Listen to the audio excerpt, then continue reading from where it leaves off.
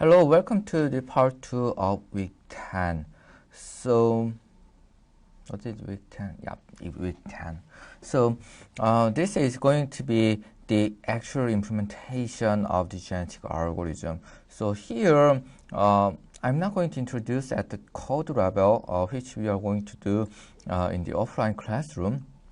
Rather, I'd like to talk about the nature and the working mechanism of the parts of the genetic algorithms. Okay. So far, what we have been doing is that if we have a Seoul and Gwangju and Daejeon, and let's imagine that we have this plan. And in this case, we can assign numbers. That's the part of the encoding. We can assign numbers like this. And the k-array encoding is going to be what? 0, 1, and 2. So it means that 0, 1, 2 is going to be our what? Yeah, genotype. It's going to be a genotype. On the other hand, the position-based encoding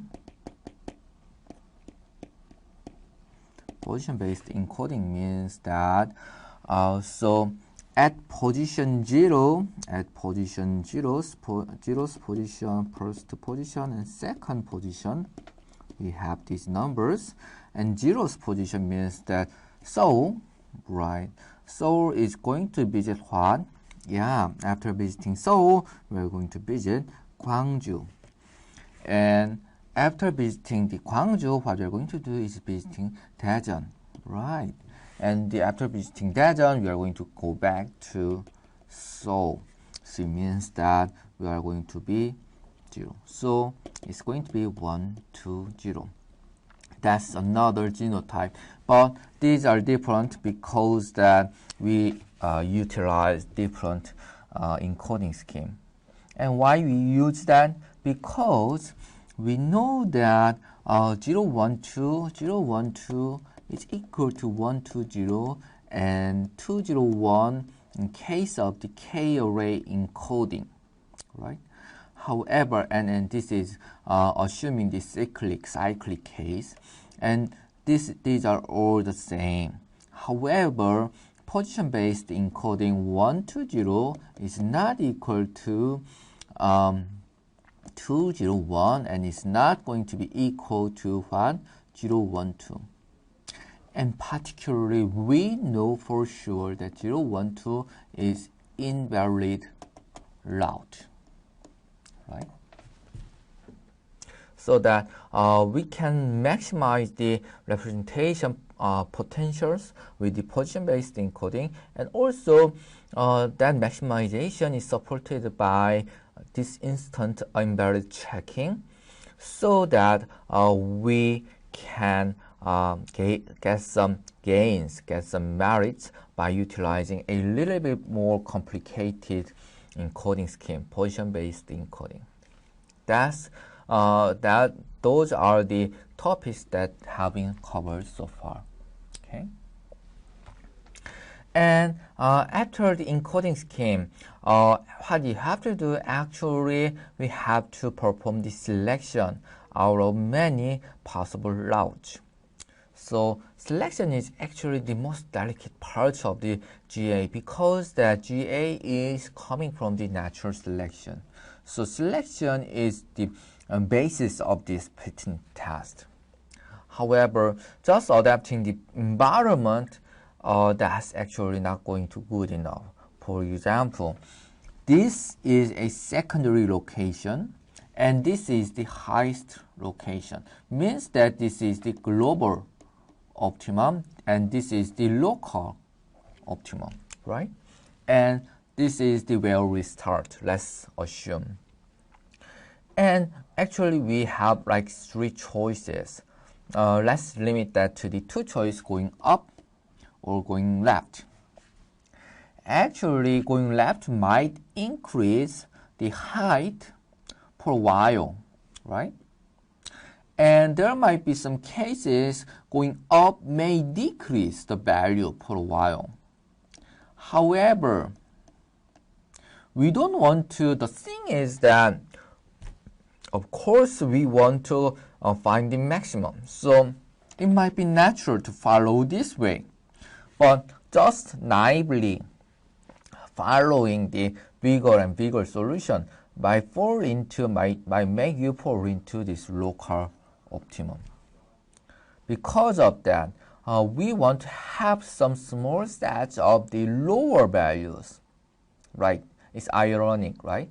We want to have some lower values to explore a certain possibility to get to the global optimum around here. So means that we have to have some solutions going this way, have to have some small amount of solutions going this way.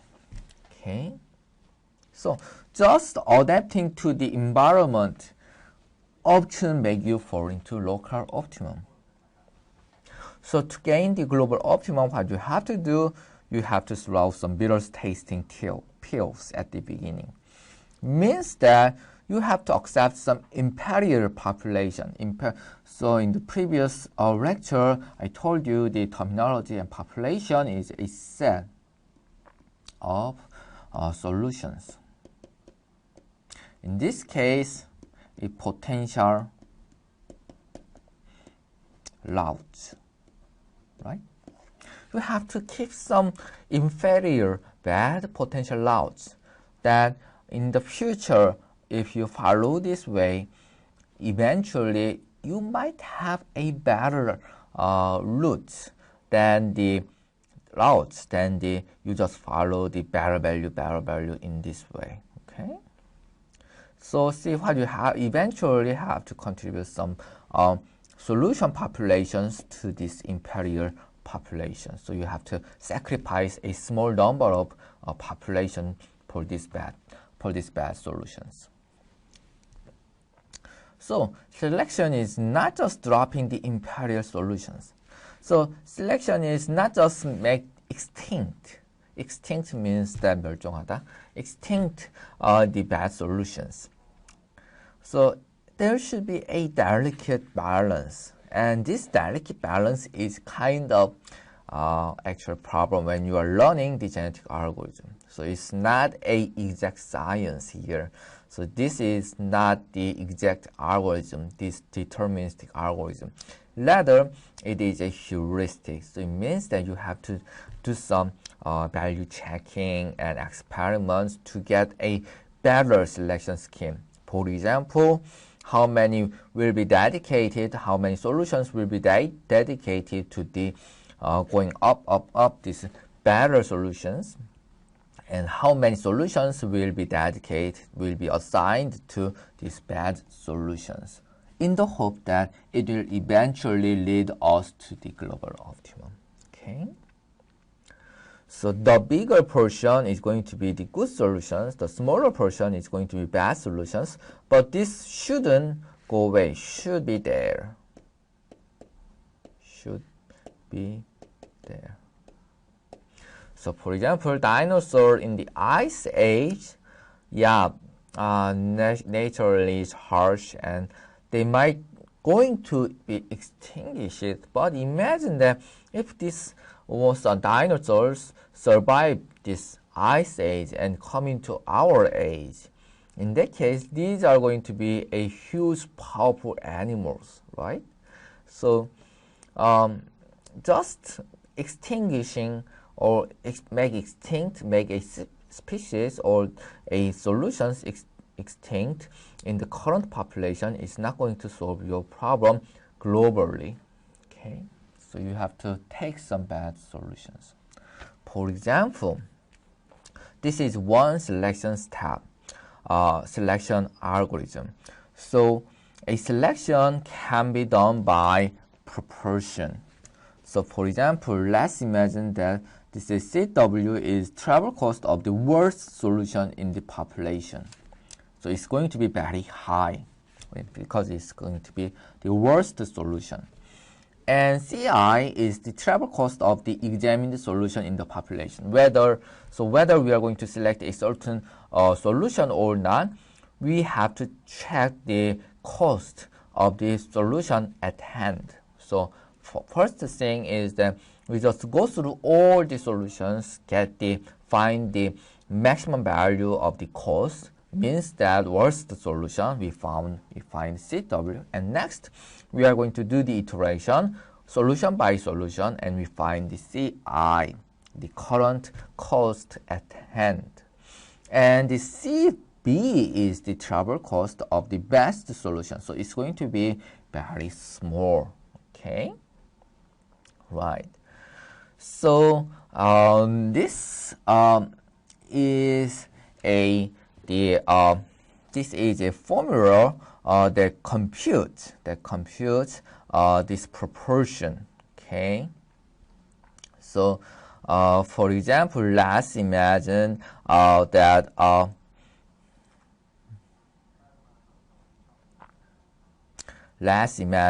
that we have these formulas here, right? So these solutions here, Seoul, Gwangju, Daejeon, is going to take this long time, and this long time, and this short time. And then what we are going to do is that we find that this is going to be the CW, right? And this is going to be the CB, right? And for each solutions, this CI change. So this proportion F is going to be calculated like this. So we have, I can see that there is an error. It should be like this, right? So it's going to be plugging in CW with this value, CB with these values, right? And CI is going to be this 463, right? So we just plug in, and it will turn out with this value. F2 is going to be turn out this value, F3 is going to be turn out these values, right? And then this fitness-based proportion survival of the population. What we are going to do is that we are going to sum these things over. Then it will make 135.5, and we have 67, we have 135.5, and 135.5. So this has obviously a larger chance to be selected. So then what we are going to do is we are turning this roulette wheel.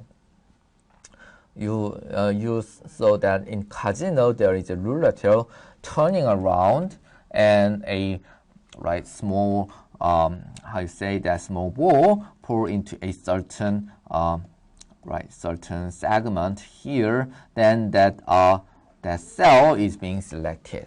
Okay. And obviously, the third case is going to have the largest section, so it has much more chance to be selected. Okay. In that case, we are going to turn the roulette wheel. It means that we are going to turn the random, and then we are going to try to find a pick from this out of this first, second, or third cases. Most of the time, the third case is going to be selected, and second case is going to be selected a little less, and first case is going to be selected the most least times. Okay, and then after that, if the third case or the ith case is being selected, we can just put that solution, this solution and its corresponding encodings into the next generation of the population, solution population. That's what happens. Okay, and can you see? So this is perfectly alright scheme mechanism, but can you find any potential risk, potential problems here? Yeah. So fitness-based proportional survival is going to create a little bit of problem if if that solution is being skewed. For example, let's imagine that cost is being changed like this: 500 kilometers and 10 kilometers and 1 kilometers. Means that this third solution is going to be very dominant of this roulette wheel. It's going to cover, I would guess, like above 80% of this roulette wheel. In that case, there is a very small possibility that the other two solutions can survive. Then you have to remember, you remember that you have to keep a certain number of the bad solutions. But this is going to go away. So if we just keep doing the roulette wheel-based selection scheme, it means that in the extreme distribution, only a better solutions are selected, and inferior solutions, if the numbers are very skewed, they are not going to be selected, and we are not going to be able to keep the inferior solutions. So we need to give a little bit more chance to the inferior solutions. We don't want inferior solutions dominate our search. However, we have to keep at least a certain number of that. So to give a more chance to this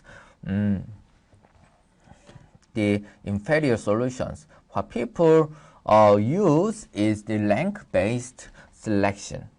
So rank is here. So it's going to be selection by rank, and this max is the maximum travel utility in the population. And this mean is the minimum travel utility in the population. Means that we have to define the utility somehow, right? And this I is going to be the ascending rank index. So here now we are rather using actual value, we are using rank index of the examined solutions utility in the population. Here we are turning all the cost to the utility. Because it's utility, higher is better and smaller is worse. Okay. And for example, we have 3 cases: 서울, 광주, 대전, 광주, 서울, 대전, and 서울, 대전, 광주, and so forth. And we had this cost. And what we are going to do is that because we want to have the utility rather than cost, we are going to make it inverse. And we are going to divide the cost with 100. 100 is going to be divided with cost, and we have these values. And these are going to be our utility. Okay. And then we can just plug in these things. So for example, F1, and by the way, max is going to be 0.303, and worst case is the 0.15, and we all plug in it in there. The only thing changed is 1, 2, 3, which are the actual rank. Here rank 1, rank 2, rank 3. Yeah, of course, it's the ascending order. So it's going to be bigger, means that it has a larger value in terms of the rank.